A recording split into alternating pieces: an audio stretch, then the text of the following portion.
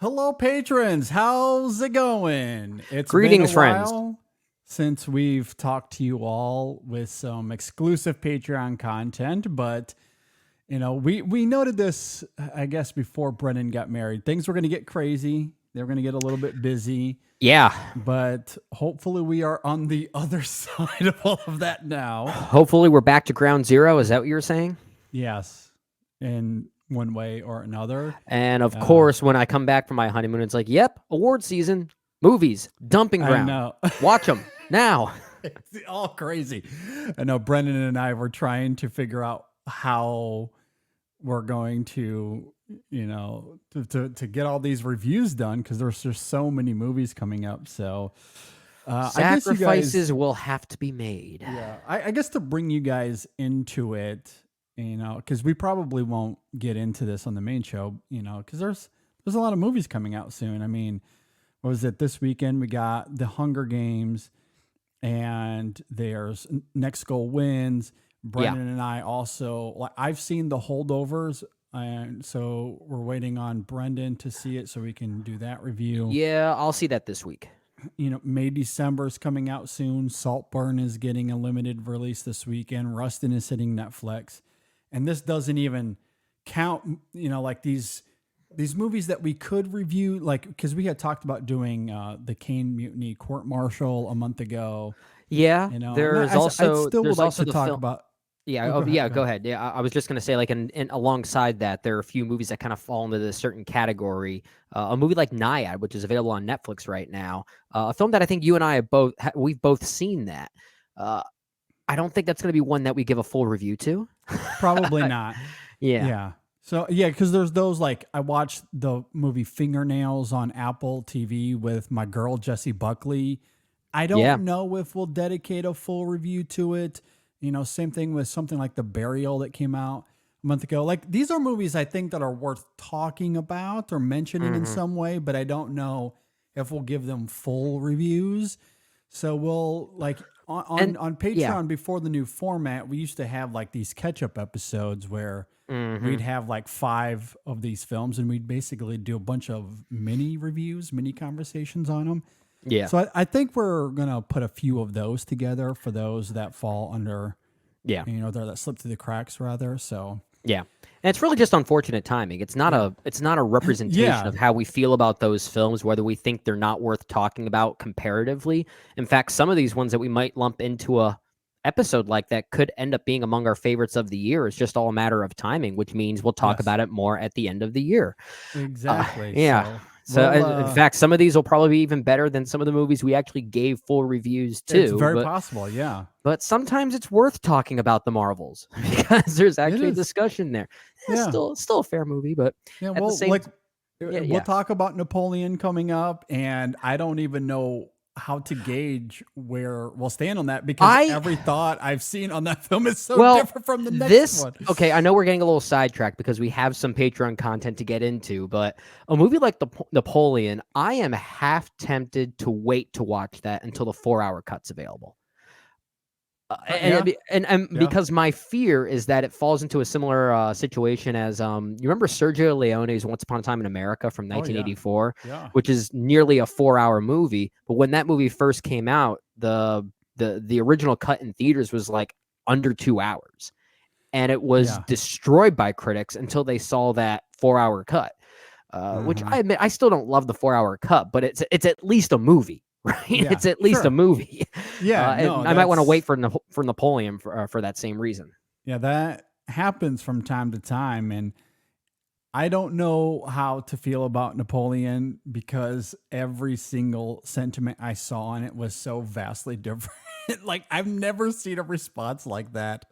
It's insane. Oh, But I am really looking forward to it. me That's too. kind of Yeah. why I'm waiting for the 4-hour cut, if I'm being honest, because my understanding is that is technically the version that Ridley Scott wanted to make. Yeah. So, Maybe we'll uh, have to do 2 reviews for it then.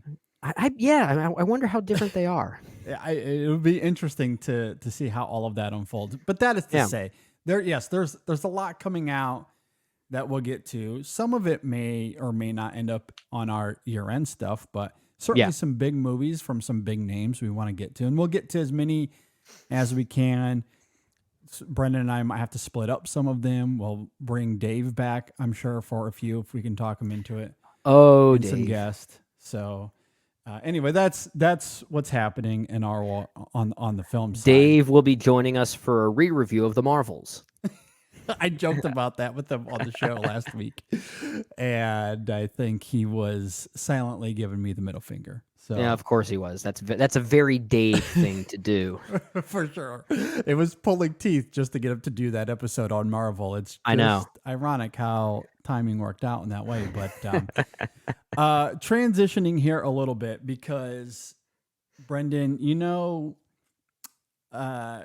the world of film, we love drama, right? We love drama, especially some good old fashioned melodrama. It's a lot of fun. Sure. And let me tell you, the best drama that is currently ongoing in the United States, it actually isn't film. And you know what? It's not even television. The best drama right now, get your popcorn ready. I It is know where you're college going with- football. I know where you're going with Yes. this. Yes, it is. You talked It is about college melodrama. Aren't most sports movies melodramatic? Yeah, It's so I see the parallels you're making there. Yeah, That's clever so- work, my man. I got to talk about some college football because one, it genuinely is fascinating drama. Two, it involves a team that I follow. And so I need an outlet to be a little cathartic here for a moment. So I apologize to any of our patrons listening that aren't sports fans, but you might appreciate the drama. So that's why I wanted to. It actually is very articulate it that cinematic. way. It really is. Like they could turn this into a movie, and I think there'd be a lot of appeal there. Oh, I think it will be. I Okay. think at the very least we'll get a documentary on Netflix in like 3 years. Yeah. Oh, for sure. There, Yeah. no doubt, there'll be something about Yeah. this in Yeah. due time. Okay. So specifically, I am a fan of the Michigan Wolverines. Yep. Okay. They have a head coach by the name of Jim Harbaugh. He's a weird dude, a little quirky, and not everyone likes him because he has a weird personality. And also, they don't like him now because he's winning. So here's the thing with college football. I want to preface this drama in case you're not familiar with it, and also just to set up where I'm going to go with all of this.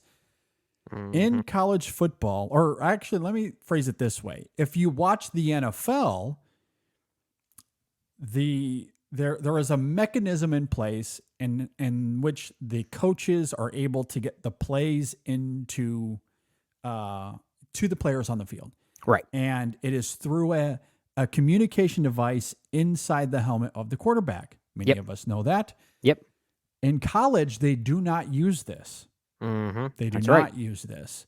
What they use instead is hand signals or Mhm. physical signs Yep. you'll see on the sideline that'll denote a play to the team. Now, if you only had one of those, it would be easy to read. Like there's one coach on the sideline giving the signs. If we figure out what they're doing, we can call something to counteract what their play is. So, Yeah. of course, you have several coaches on the sidelines doing things. You got several assistants holding up signs so you don't know which one is which, right?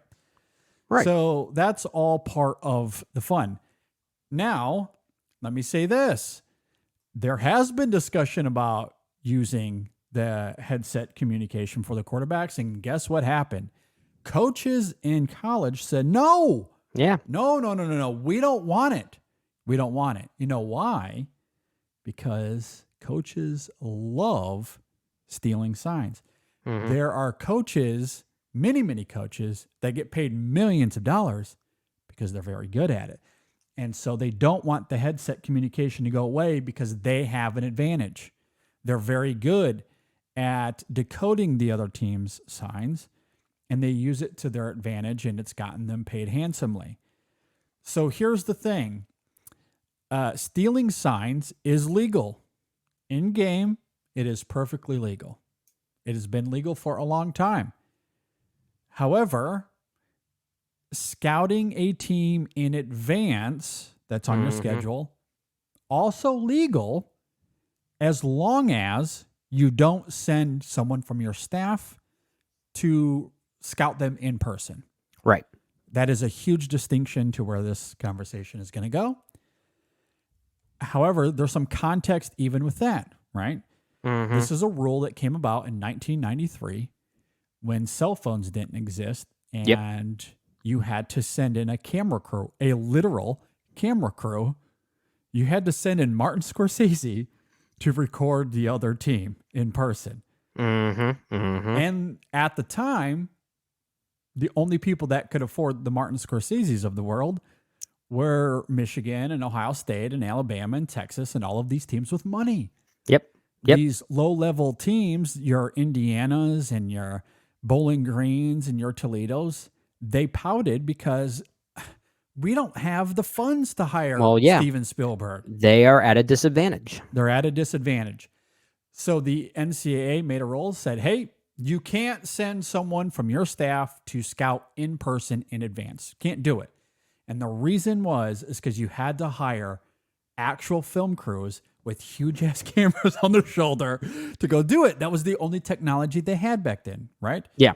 And it had to be good technology too. You can't just like hire your neighbor with a camcorder to do it. That's why I yeah. jokingly, but not really, threw in Martin Scorsese. But to be fair, I'm sure. first. But I mean, I understand the hyperbole there. But not to be fair, I'm sure there were universities at that time that did resort to what they could physically afford, and I'm sure the results were not very helpful for them. No. But fast forward to the invention of the iPhone. Now everyone's got a phone. And all of a sudden, because everyone's got phones and everyone's recording all of the time, this rule is starting to fade. TV becomes much more prominent. There's channels everywhere. Now they're streaming. Every game is broadcast somewhere now. Mm-hmm. So you don't need a huge camera crew because everyone's got cell phones and all of the games are broadcast live. Yep. And in addition to that, there is a tape that the general public does not have access to, but all of, and I mean this very literally, every coach, every team gets access to this. It's called the All 22 cam. And the reason they call it that is because it's high in the sky. And on every play, you can watch all 22 players on the field. And teams use this for, you guessed it, scouting, going back and watching their own film or, their own plays. Their own game. Yeah. Like all of that sort of the normal stuff. Right. But when you can see the entire play in its entirety, it gives you more context as to what happened on that play. The TV broadcast angle doesn't have that, and so you might miss something. So the general public doesn't have access to it, but everyone else does. And guess what? On the All 22 tape, you can see the other team's sidelines. Yeah. You can see their signals. So everybody has access to this, meaning that the whole in-person scouting rule in 2023 is obsolete. I was gonna say, yeah. There's a massive roadblock there. It means nothing. In fact, because there was an issue with this in 2018 with Wake Forest, I believe it was. There was discussion around, should we even get rid of this rule? Also, I guess as a side note, because I don't know if I'll go back to this, isn't it funny how this very exact same thing happened with Wake Forest in 2018 and no one gave a shit. No one cared. Well, they might now when they're actually playing better. And the reason no one cared is because it wasn't Jim Harbaugh. That's foreshadowing. And also, Wake Forest isn't in a position to win a national title. So no one cared. Anyway, that's important context, though. Yeah. At any rate, they discussed that, they discussed it a little bit, but they didn't get rid of it. And then in 2021, the NCAA, an organization that is entirely useless, but will, I'm sure, come up more in this conversation. The NCAA themselves, the governing body of Collegiate Athletics stated in 2021, 2 years ago, that this rule means nothing, that it gains little competitive advantage. They said that themselves in 2021. Okay, so let me throw that out there as well, because that's also important to all of this. So fast forward to, I don't know, the beginning. It was right before I went to Disney, so it was like right around your wedding. Yeah. There were reports that came out that Michigan was under investigation for in-person scouting and sign stealing. Right. They're calling this sign stealing. Yeah. But that's not what this is. Let's be crystal clear on that. Everybody steals signs. Everybody. Every coach does it. Every team does it. They've admitted this for years. It's very much out in the open. Again, it's the reason coaches don't want the headset communication, because they need this. Yeah. It's part of their game planning. Yeah. It is very intentional. There are assistants on every team whose the only thing they do is to decode signals. That's literally the job. Literally the job. Where Michigan's staffer, this low-level staffer, his name is Connor Stallions, where he kind of got into a murky area is because he was paying people to go into the stadiums of other teams that was on Michigan's schedule. He was hiring people to go in there and essentially record on the phones the sidelines. So, depending on the seat, what are you, 30, 50 rows up, and you got a phone where you're going to have to zoom in, so it's a little bit grainy, and you're looking at the other team's signals. That's subjective, I guess. There are a lot of loopholes to that, though. I don't know. Well, and that's why this is a gray area. That's why the NCAA can't come out and state black and white objectively that he broke the rules. If anything, he was never there. And it's going to be thankful that this happened, because it's going to allow the NCAA to find where those loopholes are to better articulate what this needs to be going forward. So if anything, in 10 years, this is going to seem like a heroic act. Well, again, the rule is obsolete for one. Yeah. And you have a low-level staffer going out of his way to get these potential signs for him to decode. But again, he's not going, and that's why there's a gray area there. Right. It was also reported today, as we are recording this, that he did not put any sort of expense report into any of this, meaning that he was paying out of his own pocket to send these people. He also wrote, and I am not kidding, this is where the whole melodrama film aspect of this is going to get fascinating if they turn this into a film. So he was doing that on his own. And part of the reason he was paying for this is he was selling vacuums out of his house, which were not great vacuums, by the way. But of course they weren't.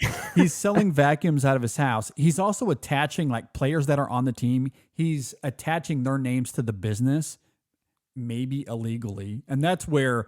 So what from football, like with what the you're FBI, describing, he might get in trouble there. What you're describing sounds like money laundering. That's basically what it kind of sounds like. I mean, from his side, separate from Michigan, that needs to be clear, because he was doing that out of his house, separate from the university and what they were doing. So he's getting money from that business and not what he's getting paid from the University of Michigan. Not to pay people to go to this. Right. We also don't know if that's the money he was using, but we do know that he was funding this himself. He was sending people to the games using his own money. And also, he's got a rich mommy and daddy. Oh, okay. So this gets so complicated, because now you need some financial planner or accountant involved in this to actually know where the money was coming from and what streams were actually funding those people. Even if it was coming from his paycheck, he's using his money. So it's not as if Michigan is paying him specifically for this thing. Right. He did a service, was paid as everyone else did, and then on his own dime on his own time was funding these extracurriculars, Mm-hmm. which is important. And then the other huge thing is, as I noted, he did not put in an expense report for any of Mm-hmm. this. Mm-hmm. So none of it was official. Like Harbaugh wasn't saying, hey, go do this. There's no connectivity to Harbaugh. And there's no connectivity to any other staffer. He was doing this on his own. And there was also a report that came out that he wrote, and again, this is where it gets weird. He wrote a 600-page manifesto on how to take over the Michigan football program. Now that's just So, hilarious. It Now, is. this is the part I did not know about because, like you said, a lot of this happened while I was either at my wedding Yeah. or on my honeymoon. So I only caught like half of this news. And admittedly, even the Penn State Michigan game, which happened this past weekend, Which we'll get to. I was gigging during that, so I had to watch replays and I had to actually read up Yeah. on the statistics of what happened. I didn't even Yeah. get a chance to sit back and watch it with a beer in my hand. So Yeah, we'll get to that. I don't want to Yeah. get too far ahead of the story here, I know, though. yeah. I'm But- just explaining. I'm only passively here. Yeah, right sure, now. sure. And look, I get it. A lot of people listening to this might not know this as well. Yeah, So this is the kind of guy we're talking about. A loose cannon. We all know the term fan, and we Mhm. all know what it's derived from. And this is quintessentially the definition of fanatic. Mhm. This is a guy so dedicated to the team, a true fanatic, and someone that might not. I don't want to use this too loosely because I know that a lot of people struggle genuinely with mental health. Yep. And I don't know if he does or not, but he might not be there all the way because he's so at least socially speaking, I don't think he has any sort of self-awareness as to what he was doing and the kind of consequences. However, at the same time, and that's why I want to be a little vague with that because I Yeah. don't really know. But I also want to, I guess, because the other side of that, where I have to acknowledge that he was a Marine. He's a Yeah. former Marine. And you don't get into the Marines if you're not sharp. So there is a level of this guy. He knows what he's doing. When it comes to decoding, he was very good at his job in that regard. Yeah. Yeah. He was very good. And that's where Michigan was very impressed by him. They didn't, where Michigan as a leadership group, where they fumbled here, is that they did not ask Connor how he was getting his information. Yeah. They didn't do any sort of checking as to, where that was coming from. All they knew is, hey, this he knows what he's talking about. He knows what plays they're checking into. As far as decoding, again, within the parameters of the rules and how everything is done, that's how they viewed this. Yeah. They thought he was doing everything great. They didn't know that he was selling vacuums out of his house. They didn't know that he was sending people ahead of time, because he was paying for all of this. And so far, the NCAA and the Big Ten have launched their own separate investigations. Yep. And that's all they've found. Yeah. They haven't found anything genuinely incriminating. They haven't connected anything to Jim Harbaugh. They haven't connected anything to any other coach. It's a low-level staffer whose only job was to decode signs in game. That and he himself was going out of, and even there's still a murkiness even around Connor Stalions because again he never went himself. He was paying people on Venmo and using his own name, which is where again he was being really dumb. He's writing a 600-page manifesto and he's using Venmo under his own name and buying tickets under his own name. That's the only evidence they have. They don't have anything else.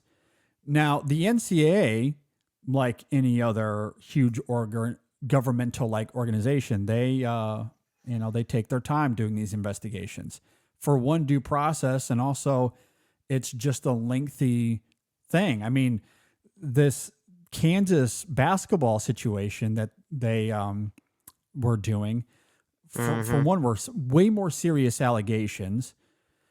And it took them like 3 years to do all of that. Yeah. And you're yeah. talking about huge, serious allegations. It took them 3 years. There's no way the NCAA is going to be able to finish their investigation by the end of this season.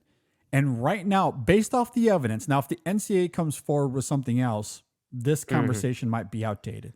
But as it stands currently, the only evidence they have is that a low-level staffer paid other people to go scout ahead of time in person. Yeah, there's no evidence to Which is suggest that murky. those. Yeah, there's no evidence to suggest those above him, let's say a Harbaugh, for instance, either knew about it or orchestrated it. There's nothing like there's that. zero evidence to that. Yeah. So at worst, this is if you want to say that Connor Stallions is guilty, this is a level 3 violation, which isn't really anything.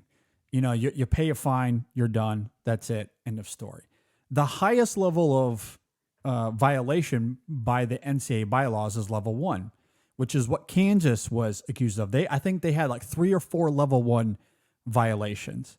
Yeah. And again, it took the NCAA like 3 years for them to come to this. For some context, and this is where it gets to the suspension part of it. The Tennessee Volunteers program a couple of years ago, they were indicted on like 200 overall violations, but several of them were level 1. Yeah. So again, the highest level of violations you can possibly have was Tennessee. And guess what happened there, Brendan? No coach was suspended midseason. There was no hot water. ESPN wasn't talking about this like it was oxygen. There was no bowl ban. They weren't kept from the playoff. Nothing. Absolutely nothing. And we're talking about level 1 violations. They were paying players, putting money literally in McDonald's bags and handing them to people. They were caught red-handed doing something very illegal at that time. And no coach was suspended midseason. There was no suspension. The other thing in all of this, for me, is the hypocrisy on a couple of levels. That's fair. One, when it comes to cheating in college sports, we can either, there's 2 ways to look at this. We can try to look at it highbrow and pretend there's no cheating and go, you know what? We're living in a world of integrity and no team cheats. And if they get caught, they should be punished for it. And Tennessee, they should be punished. And look, when it was all said and done, there were punishments on Tennessee. Yeah. Don't get me wrong. Yeah. But it wasn't in season. Again, hypocrisy. So yeah, we can live in that world, or we can live in reality. And in reality, cheating is a huge part of all of this, especially when it comes to recruiting. Recruiting and paying players to go to schools has been so brazen and so abrasive for such a long time that it was an open secret. It was out. It was a lot of it was out in the open. Like people were so, like a lot of people were so aware of this. Like schools got to a point where they weren't trying to hide it as much. It was just so evident. But everyone just kind of kept their mouth shut. It was just kind of that thing of like, I think we're all doing this, so let's just keep doing it. Which ones are bad at getting caught? We joke about that with the Patriots and deflating footballs over the years, right? Exactly. It's a lot like it's like, okay, if we're all breaking the rules, it's kind of like maybe like speeding. Like everybody probably goes like 5 or 10 miles above the speed limit, and we all kind of look at each other collectively and go, I think we're all okay with this. But the moment you go like 40 or 50 miles over the speed limit, that's when you're like, okay, maybe pump the brakes. Let's not get too crazy here. Yeah. And that's where law enforcement might come into play, such as in the Tennessee case where it was such as in a level 1 offense. Yes, when it was so bad, they had no, and that's the thing. The NCAA despite this being an open secret, forever paying players to come in. There's jokes about Clemson paying their players through a church. Like it's like everybody, at least if you're like a nerd in this world, you're very aware of this. And the NCAA, It doesn't even sound like you're describing college football. It sounds like you're describing the mob. and it is, in a lot of ways, it really is. You know, that's how. That's You how they've mentioned done Martin it. Scorsese earlier. This would be a great movie for him. I was thinking, like, who would tell this story really well? I'm thinking not Adam McKay, not No. Aaron Sorkin. Martin Scorsese would do this very well. Could tell this story, because I'm telling you, like, there are recruits, like 17-year-old kids who, again, in the world of social media where all of this becomes amplified because 17-year-olds are going to do 17-year-old things, where they will post a picture of like a brand new Mercedes. And you're thinking, how does a 17-year-old get a hold of one of those? Hey, speaking And of you Scorsese, connect the didn't dots, yeah, like, didn't and De it's, Niro again, warn his people not to do that in Goodfellas after they Yeah. robbed the airport? Like, did I and tell it's you like- not buy anything big? And that's why I pose the question, do we want to pretend that we don't know? Do we just want to pretend that he's a 17-year-old and somehow he got a Mercedes and everything's all fair and grand? Or do we want to live in a world of reality where we know he got that car by choosing to go to a school? That's the reality of it. But we all kept our mouth shut because we're hoping that our school is secretly doing the same thing. Because we want our teams to win. And to win, you have to have the best recruits. So, like, that's kind of how it worked. And forever, the NCAA, they looked the other way. They pretended, there's nothing going on here, guys. Everything's above the line. We're all doing great here. So forever, they pretended that things were okay. When it comes to Jim Harbaugh, things get different because, again, he's weird, he's quirky, and he's progressive. He's a target. And he starts saying things like this. You know what? This is $1 billion business. I think players should start getting paid. Oh boy, the NCAA did not take that very well. They did not like that because that means now you're taking money out of our pockets. You know, it'd be one thing, Jim, if you just paid a kid an SUV illegally to come to Michigan. We'll look away for that. But paying the players? Absolutely not. So we're going to lose our mind. So during the COVID season, there's a couple of recruits come to Ann Arbor, and you'll never guess this, Brendan. It was just the worst. Jim Harbaugh, he was such an evil, malicious guy. I cannot believe he would do this. You know what he did? He bought kids cheeseburgers. Yeah, I remember that. Oh my God. I remember that. Can you believe that? He bought kids food when they were coming to campus to check everything out. Can you believe that? Oh my gosh. So we have to go after him. He bought kids cheeseburgers. Meanwhile, these other schools still probably illegal benefits. We're going to look at the other way. But these cheeseburgers, we're going to get them on that. So that's why Harbaugh missed the first 3 games of this season. So do you see a pattern starting to shape here?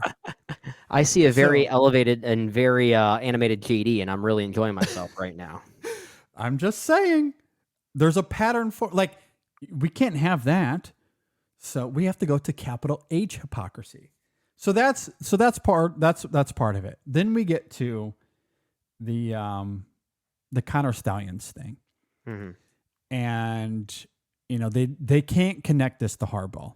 The NCAA, as much as they hate Jim, and this, like, the reason I tell you the story about the cheeseburgers, aside from like how stupid it is, again, capital H hypocrisy. I also tell you that story to say that if they had any ounce of evidence, the NCAA would pounce on this so quickly and target Jim Harbaugh. They would love nothing more than to destroy this guy. So the fact that they can't come out and say, in fact, they've very fervently said that they don't have any evidence at all. The NCAA saying that carries a lot of weight because Oh, they yeah. want Yeah. him gone. So, like, if they're saying they don't have any evidence, they don't have any evidence. No. They have nothing. I was saying it pretty begrudgingly too. Yeah. But Like this is a lone wolf who wrote a 600-page manifesto to take over Michigan football. A little bit of a weirdo. And he's selling vacuums. He's got a rich mommy and daddy, so he's got lots of money. And he was skirting the rules by paying people to go and scout for him. He wasn't doing it himself. And that's where it's great. Like you almost can't even, they're like, depending on how the lawyering of all of this would work out. Like if this went to a court trial. oh, this is don't screaming beyond a reasonable doubt right now. Yeah, well, and that's exactly like you almost can't even convict him because he broke the rules, but he kind of didn't. We know he broke the rules. Again, He broke if we're the going rules, to but the on whole- whose dime? And that's where it becomes another well, loophole in all this. He broke the spirit. Let me phrase it this way. Technically speaking, he didn't break the rules. Like if you're because he wasn't in-person scouting. Yeah. What he did is he found a loophole. So he broke the spirit of the rule. So again, living in the reality of all of this, he broke the spirit of it for sure. But it's kind of that thing of you can't convict me for murder if I just think about it. Yeah. Oh, Like- he minority reported this. Yeah, like exactly. Exactly. So like and again, they can't connect it to Jim. They can't connect it to any other coach. So why does Jim Harbaugh miss the Penn State game? Well, this is where the drama just takes a couple of other turns. Yeah. So because Michigan's won the Big Ten the last few years and have gone to the playoff, not only that, along the way, they have beaten the shit out of everybody. They have just absolutely torn through the Big Ten. So you have a couple of coaches and teams out there that are a little angry and they have feelings, and their feelings right now are really hurt, and they need Jim Harbaugh to go away because they can't beat him. So a coach from Columbus, Ohio, he gets with a reporter from ESPN and says, "Hey, we hired a private investigative firm," which, by the way, is very unethical. But we'll save that maybe for another time. Yeah, that's part two to this. Again, this is why you need Martin Scorsese to turn this into basically the wolf of the NCAA. Yeah, well, exactly. This is why it gets crazy. Yeah. Like, obviously, I'm coming at this from a little bit of a biased perspective. We don't have an Ohio State fan here to defend themselves, but. Thank goodness, because I hate them just as much as you do. Yeah, I know. But Ohio State, Ryan Day, the head coach of them, now they claim he of course says that he didn't do this. But of course he's going to say that. But all the evidence points toward Columbus because the investigative firm that did all of this digging to get this dirt on Michigan, that came from Ryan Day's brother's investigative firm. Imagine that. Yeah. It's also somewhat connected. Somewhat that- connected. That company is also based out of Ryan Day's hometown. Shocking coincidence. His brother works for this firm and it's based out of Ryan Day's hometown. Pff, of course it's not Ryan Day. Again, are we going to live in reality or not? Which world are we choosing to live in? Unless it So- is such an elaborate plan by some other head coach to try and pin it on Ryan Day. Well, and here's the other thing too, right? So Yeah. Michigan has evidence, like that's some of the evidence they gave to the Big Ten. They Right. know that this is coming out of Columbus. They also gave hard evidence to the Big Ten to state that Ohio State and Rutgers, and for context, the coach at Rutgers is an Ohio State guy. Okay, he coached at Ohio State for a long time. Yeah. So they're kind of in it together. They have Michigan signs. Okay? They have Michigan signs. Michigan is going to play Purdue in the Big Ten championship game last year, and they approach Purdue and go, "Hey, Purdue, here's Michigan signs. Why Yeah. don't you go ahead and use them in Yeah. the Big Ten championship game?" How is that any different than paying someone to go scout ahead of time? How is that any different? You tell me, Brendan. Does The that make main di- any sense? the main difference is that it doesn't include vacuum cleaners. Let me phrase it this way. Would you rather have a guy in the stands, let's say in the 50th row, on an iPhone trying to zoom in? Would you rather have that quality and that level of expertise? Or would you rather have the head coaches from Big Ten schools that have played Michigan? Gee, let me think on that one for a little bit. Yeah. Of the two evils, I'd say this one is way worse. But here's the funny part. Purdue still got their asses whooped. Mm-hmm. Still got killed, even though they knew Michigan signs. Here's the other funny thing about all this, too. Ohio State, not only did they have Michigan signs, they admitted themselves that they changed all of their signs before the Michigan game last year. And guess what? They got beat worse than they did in 2021. They got their asses whooped worse. And again, I don't say this personally, Brendan, but James Franklin has been very vocal about all of this as well. And the same applies to Penn State. Michigan beat the shit out of them in 2021. They destroyed them last year. Like, James Franklin also has no excuse in all of this. So Can year. I say something here? Because I think we were talking about it in this way, you and I together in the beginning of this season, and I think it was you that was saying, early this season, Brendan, Penn State's going to be pretty dangerous, and I'm like, I don't think so. Penn State sucks this year. They suck this year. They've got no offensive line. They've got no offensive line whatsoever. Well, let me say this, because I don't want to get too sidetracked from the story. I do want to talk about the game, though. I need to vent. That's all I'm going to say. No, if you want to talk about the game, you can. But I do want to get to that because I agree and disagree with what you're saying. Let me. I don't want to get too off track, though. My point in all of this is to say we're going after Michigan because a low-level staffer, literally the guy on the lowest on the poll, went outside and did some things that may or may not have been legal. Spiritually illegal for sure. Black and white illegal, we don't know yet. Like, it's until we get more evidence, it's in this gray murky area. And but ESPN and Pete Thamel and the Big Ten, they want to go after Michigan. They want to go after Harbaugh because they don't like Harbaugh. That's what this comes down to. Ohio State and Penn State and Rutgers and all these teams are getting their asses handed to them, and they can't take it.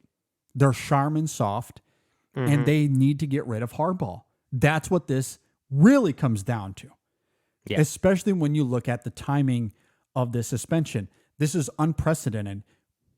Never in the history of college athletics has there ever been a suspension born out of an investigation that wasn't even close to being done. The NCAA's investigation is not finished. They haven't even handed Michigan any sort of form of official allegations. It's an investigation. That's all it is at this point. And they've said themselves that they don't have any evidence against Harbaugh. They don't have any evidence. Yeah. So how does the Big Ten come to this conclusion? Well, what we do know is that Ohio State and Rutgers and Penn State and Michigan State, we know them at least. It sounds like Nebraska might have been in this as well. They were all bitching to the Big Ten commissioner, you got to do something about this. This is awful. Even though we're all doing it, this is awful. Because again, this doesn't come down to stealing signs. Every team steals signs. This has been an open secret. They've talked about this forever. Yeah. Like, every team steals signs, and it doesn't really inform the games all that much. It doesn't. Like, it'll tell you like where the linebackers will fire. That's where this gets. If you really want to get into the nerdy details of it all, the linebackers firing first at the running back if they know it's a run play, that can be important. Or them going out in pass coverage. but it doesn't affect the game really all that much, especially once you get into the second half and teams make adjustments or they change signs. Yeah. That's happens all the time, Yeah. which Yeah. is why Michigan, knowing maybe some of their signs, Ohio State admitted they changed their signs before the Michigan game last year. Purdue, Penn State, they all will do this. Michigan will change their signs halfway through a game. The reason that Michigan has been winning and dominating is that they brought in NFL level coaches that were on the Ravens to become their defensive coordinators, Yeah. and they have one of the best quarterbacks in the country. Yeah. That's why they're winning. And they have what they've had the best offensive line the last 2 years in a row. I don't care what signs you have. If you're getting physically mauled at the line of scrimmage, you can't do anything about it. Mm-hmm. You can't do anything about it. And so this comes down to they don't like Harbaugh. They want him out. Never in the history of college athletics has a coach been suspended when there's no evidence and also the investigation isn't over. So, but Ohio State and Penn State, especially because they were about to play Michigan, they want Harbaugh out. And they were putting a lot of pressure on this new commissioner at for the Big Ten. So he was feeling bullied. And he said, okay, look, back off. I'll suspend him for 3 games. But here's how you know it's malicious. Here's how you know that this is organized and planned.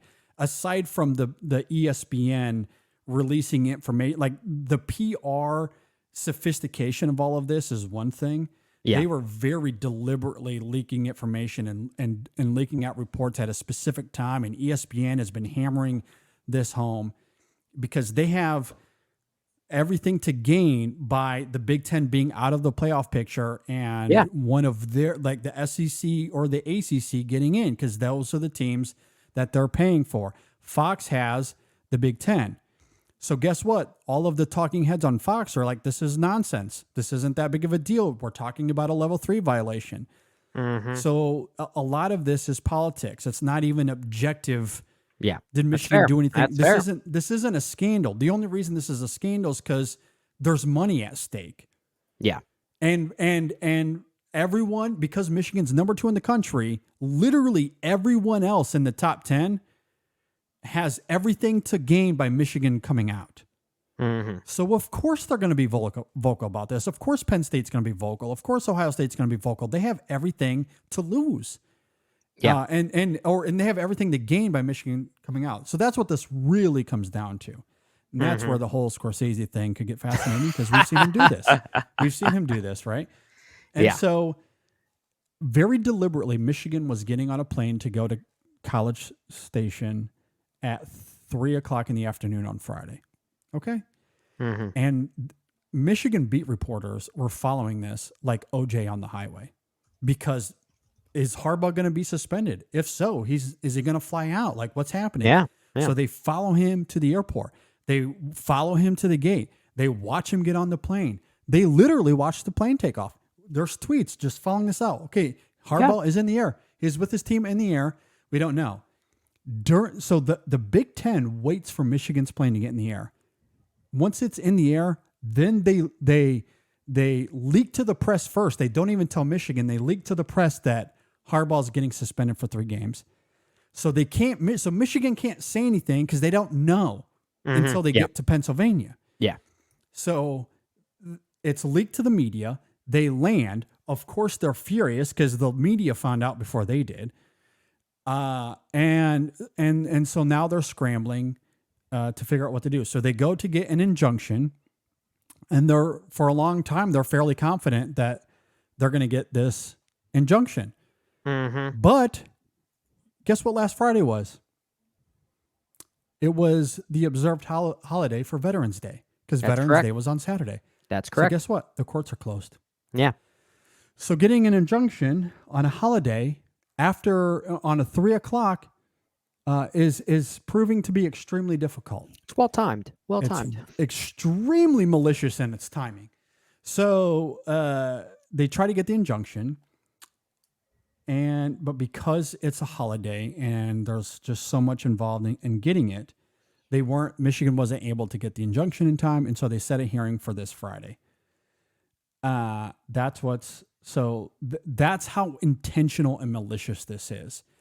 And so Harbaugh misses the game on Saturday. And so when it comes to sign stealing, this is like this Saturday's game. I'm glad Michigan won, and I'm glad the way they won, because it proves, I think, vehemently the nonsense that the how little of an impact sign stealing is. Oh, Because Penn State has a top 5 defense in the country. I'm not just saying that. I don't agree with that. I don't agree with that. The advanced analytics prove this out.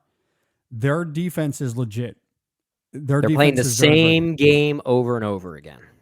Their defense is for real. Now, your offense, I agree with, leaves a lot to be desired. This is where their defense is boring me. And I think both ends of the spectrum, offensive, defense, special teams included, their schedule allowed them to find strength in a run early enough in the season that they're playing the same game over and over again.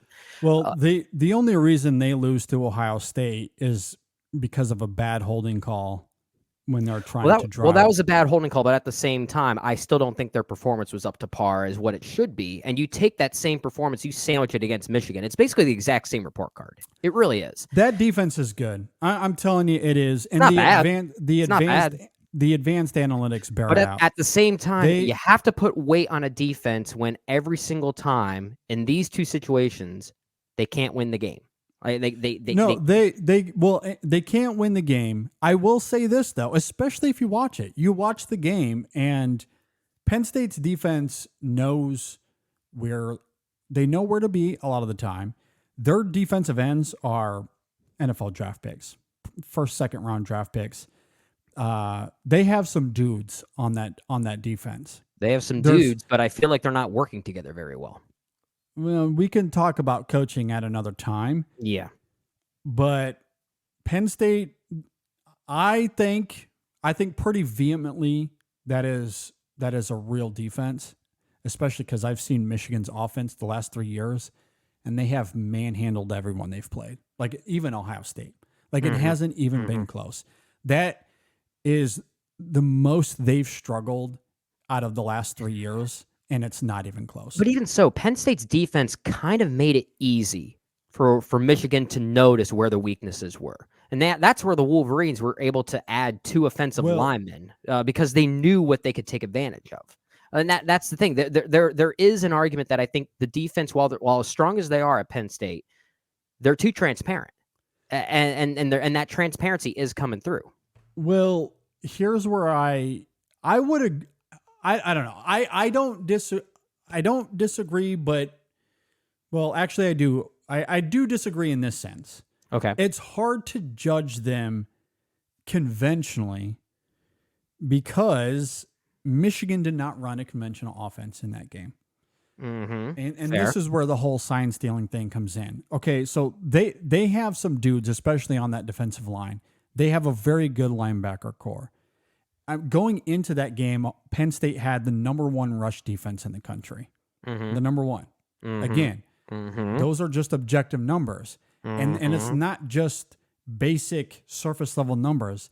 That they were number 1 or their top 5 S&P plus, which is a metric system that really gets nerdy with how these teams are functioning, and it's opponent adjusted, which is the other thing. That's crucial to this. That's a fair point. It's opponent adjusted. Top 5 defense in the country. Okay. No matter how you shake it out, maybe they're not the best defense. They're certainly far from being. They're top 10, top 15 at worst. Okay. We can still say they're good. We can debate subjectively.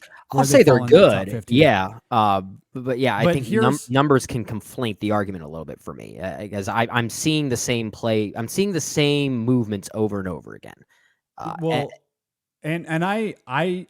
can't speak and this for the is whole this season. is less so the defensive players. It is a coaching problem, and that is where I don't disagree with that. Yeah. I do think coaching is an issue here. However, my point in all of this is to say they're a top 10 defense. again by S&P Plus top 5. And Michigan finished the game by running the ball 32 times in a row. Yeah. So they didn't even pretend. Michigan might as well, and I hope they do this against Ohio State if they're going to do the same thing. Michigan might as well have had a kid on the sideline that put up a sign that said, "Run play. We're running the ball here, guys." Yeah, well, like what was the percentage again? Like of their 50-some plays, didn't they run like almost 90% of them? J.J. McCarthy passed the ball 8 times. He was 7 of 8. Exactly. They ran the ball on every other play in the game. And here's the thing. And again, just looking at the surface level numbers, right? So like the first, I think it was the first game of the season. Again, it's the first game, so you're working out quirks and stuff. And so whoever they played in the first game ran for like 120 yards or something like that. Everybody else they've played, including Ohio State, has rushed for under 80 yards total for the whole game. Okay? They're very good at stopping the run. Regardless, again, opponent adjusted. Good teams, middling teams, everyone in between, they could stop the run. Michigan ran the ball for nearly 300 yards. Yeah. And again, they were not hiding it. No. They might as well have had a sign saying "run play." So again, this is where sign stealing is nonsense. What it comes down to is lining up against the other team and either gap scheming or just mauling them. And to your point, Brennan, this is where things can get a little tricky with the Penn State defense because it had nothing to do with sign stealing. They knew that it was going to be a run. That's the thing. Go back and watch that game. You don't even have to watch the plays. Watch how Penn State is lining up on every single play, especially in the second half. Well, this is where it's a coaching issue. They have 9 guys in the box on every play. Penn State does. You should not be able to run the ball when the other team has 9 guys in the box. You don't have enough guys mathematically to block. You don't. You don't because you got the quarterback and the guy running the. You don't have enough guys to block, and this is where, again, like Penn State did very well for a lot of the game because they were able to reach gaps. They stopped Michigan for a yard here, or they'd stop Michigan for a minus yard there. However, because Michigan was able to scheme around their aggressiveness. And also, they just pushed them around in that second half that Michigan was able to get huge chunks 5-6 times, including a crucial touchdown at the end of the game. That's the thing. It felt like such a passive play on Penn State's part. It wasn't passive. It was, in fact, it was the opposite. Like the problem with Penn State is they were too aggressive. Like where the reason Michigan scored that last touchdown to really seal it there at the end is, and again, this is Penn State's best player, and he's going to be a first-round draft pick, most likely, second-round draft pick at worst. Yeah, he very aggressively, he knows it's a run, and he tries to get to the backfield as fast as possible as soon as it snapped. But by doing that, he takes himself outside of his gap, and the linebacker, or actually, it was the corner. That was right there. They basically take the same gap. So the C gap is wide open. And Blake Corum, very good. One of the best running backs in the country, if not the best, sees that huge hole, goes down the field. So that's where things get tricky for Penn State. They're very good. They're hyper aggressive, which worked very early on. Their hyper aggressiveness is why Michigan didn't pass the ball. Because they couldn't block them. Michigan could not block the pass rush. They just very physically couldn't. So Michigan had to scheme around that. And by scheming around that, they adjusted where Penn State didn't adjust. They were hyper aggressive throughout the whole game. That's the thing. Yeah, it's a coaching problem. Really, I can only imagine the players on the field noticing that and asking for better guidance and not getting it. Yeah, I mean, so like again, they knew, Penn State players knew what was happening. They knew it was a run on every play, especially in that second half. But they just couldn't do it. And part of it is the coaching. and part of it is just Michigan just manhandling them on at the right times, and also the running back, because some of it was Blake Corum not having that much running room, but he somehow Mm-hmm. made room. He missed, forced missed tackles and that sort of stuff. Mm-hmm. And then a couple times they broke them. They broke for huge chunks, and that's what a lot of this comes down to. And that's where, like, we can have at a later date have a much longer conversation about James Franklin and his X's and O's. Like, he just does things that are so weird.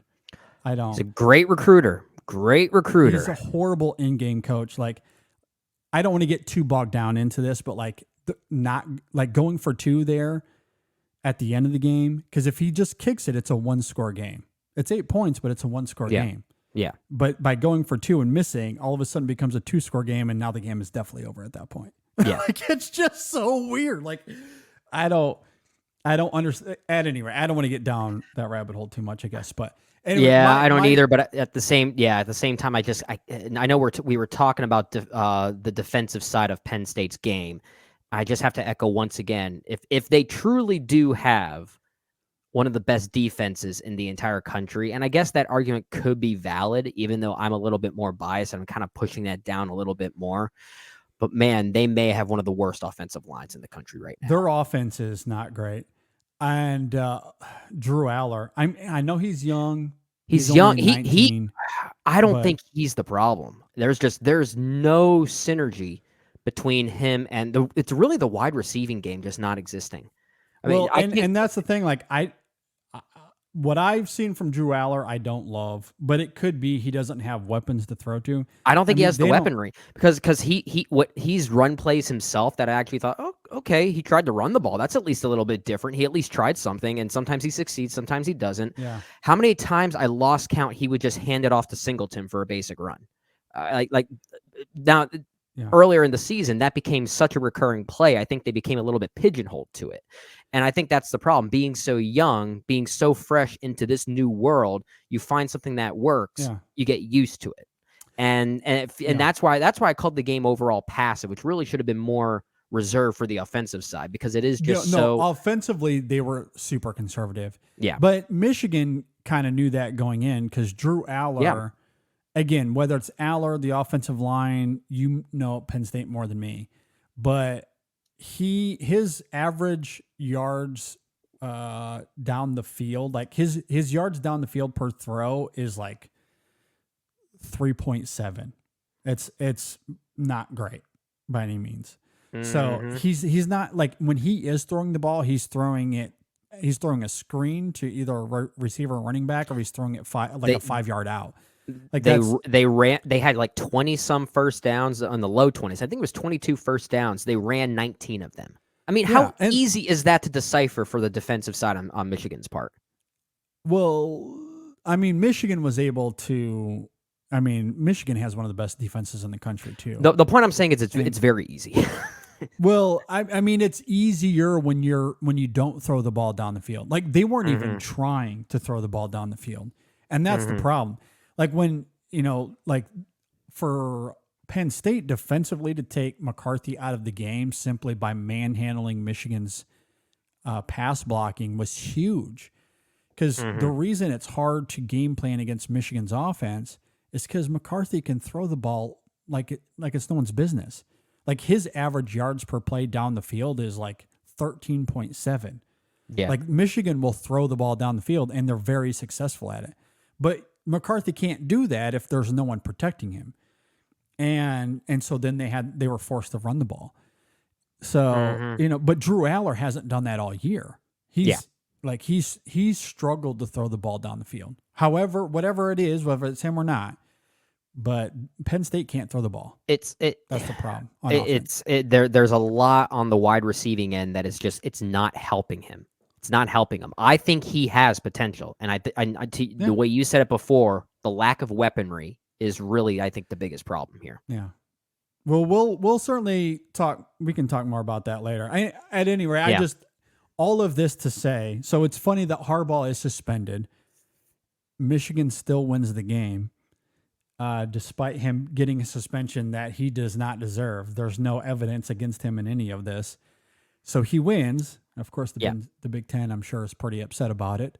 Yeah. And now there's a hearing on Friday. If Michigan wins this hearing, Harbaugh's coming back. But there's also a lot of talk that they'll come to a deal. And that deal will most likely include that Harbaugh misses Maryland this weekend, and he'll be back for Ohio State. That's the word on the street at this point. Yeah. We'll see what happens. But anyway, like a lot of this is like it's capital H hypocrisy, because Ohio State, Penn State, everybody steals signs. Everybody does it. Everybody is, at least before NIL, every school was paying players to come to some degree or another. That was the world of college recruiting with football and basketball. That's just how it's always been. Mm-hmm. And you can pretend that it's not if we want to live in some sort of idyllic. If you want to live in a mobless world. If you want to live in a mobless world, sure, go ahead and close your eyes and pretend. But the reality is that's happening everywhere, at least especially at the high end schools. Mm-hmm. And this comes down to Ohio State crying because they can't beat Harbaugh. And I love that it's Ohio State doing it too. They've seen their team play this year, and Ryan Day is scared out of his gourd to play Michigan. Yeah.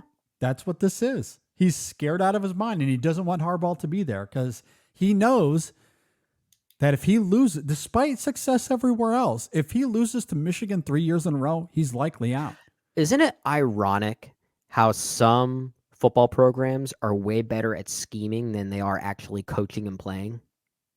Yeah, absolutely. I think they're in the wrong business.